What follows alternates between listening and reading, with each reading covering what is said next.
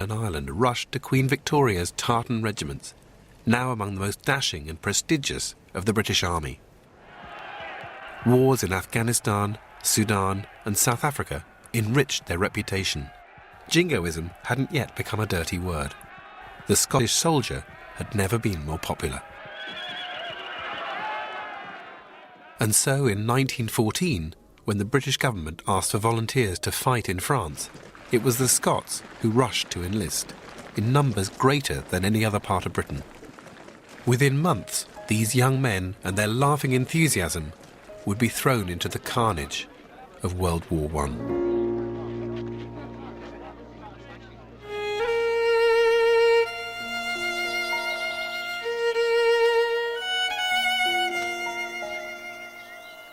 The final reckoning may never be known, but it's thought very likely that Scotland, with 10% of Britain's population, suffered at least 13% of her casualties.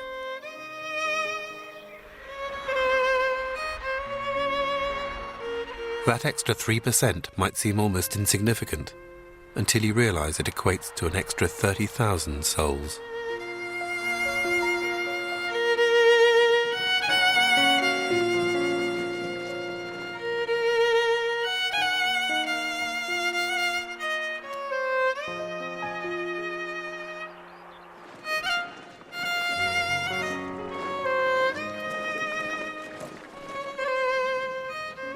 This is Dud Corner Cemetery in northern France.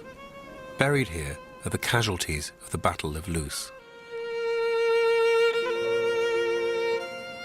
What's striking about this cemetery at Dud Corner, so called after all the unexploded munitions that were found here after the war, is that at first glance you think it's a war cemetery surrounded by a plain wall, until you realise that each part of the wall has 15 panels, and each panel contains 200 names of those who were killed or wounded in this battle.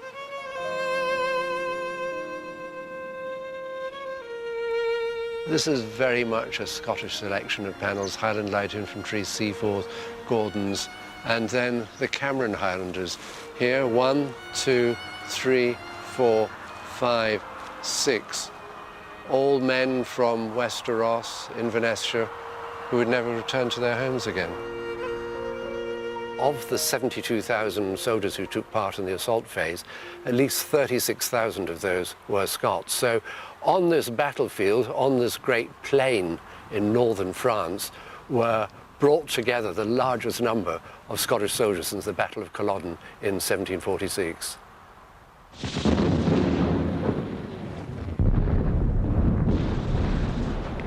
And the account is extraordinary because they walked in this line, just walking into enemy fire. We can still imagine what it must have been like, the roar of artillery in advance of the infantry attack, the infantry moving slowly and inexorably off across this open ground. They were buoyed up for this battle, wearing their kilts. They wore a khaki apron over the kilt, known as a bratty, so they were instantly identifiable, not just as Scottish soldiers, but as Highland soldiers. They got onto the German lines, they got beyond them, but then of course they were counterattacked and had to withdraw. But even when they were taking the roll call later that night, all that was said, that when a man's name wasn't returned, when his name was mentioned and he was obviously dead, they just shouted back, "Over the hill, over the hill."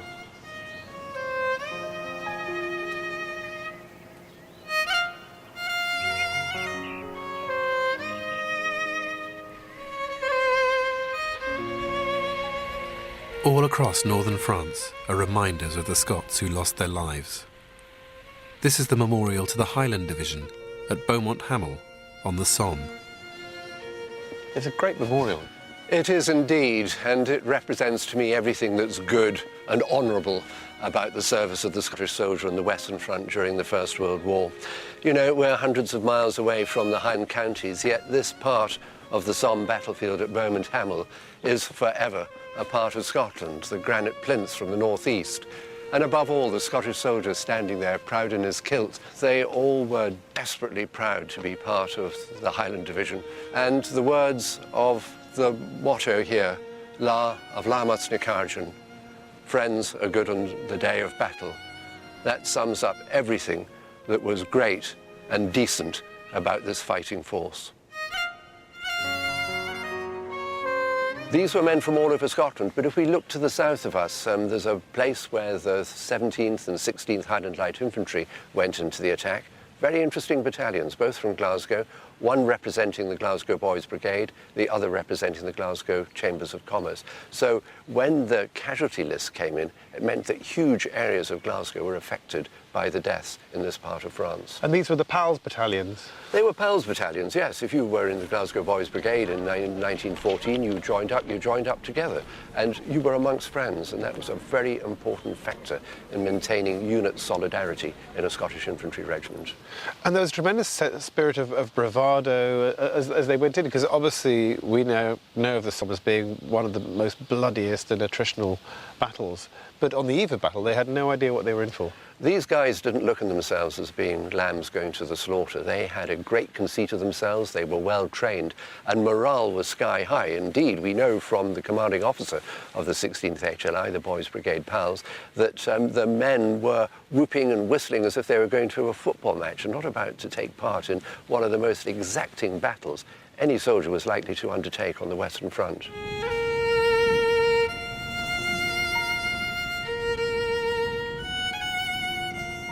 And what happened on that first day? On the first day, the casualty rate in the British Army was absolutely appalling. It was known ever afterwards as the Black Day of the British Army. And for the two HLI battalions, it meant up to 900 casualties killed, wounded or missing. The following day and the days that followed, the papers were full of the casualty lists, and the people back home could just see how high the attrition rate was for their menfolk on the Western Front.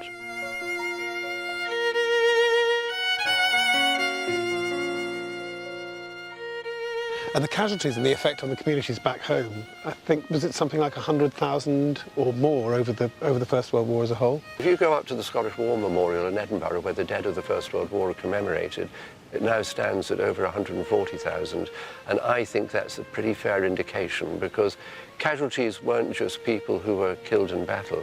They were people who were maimed, either mentally or physically, and suffered afterwards. But I think it's a fair bet to say that the Scottish casualties were in the region of about 140, 150,000.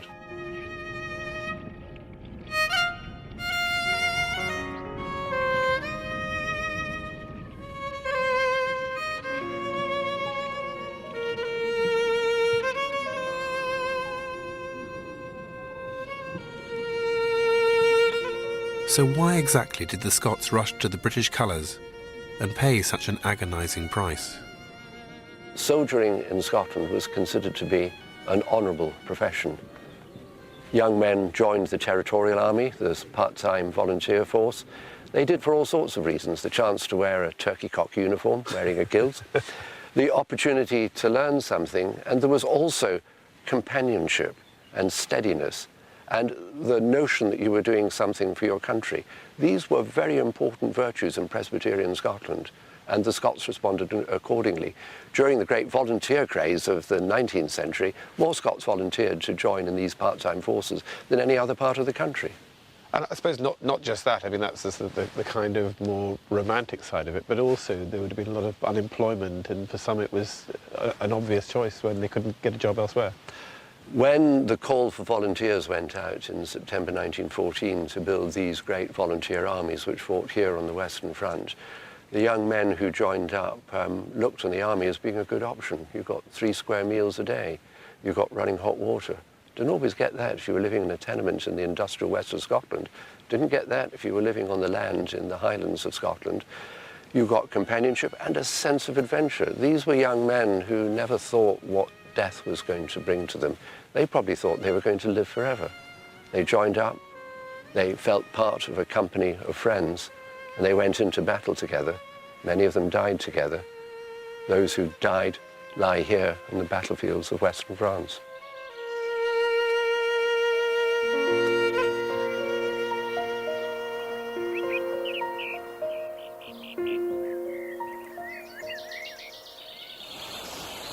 Back home,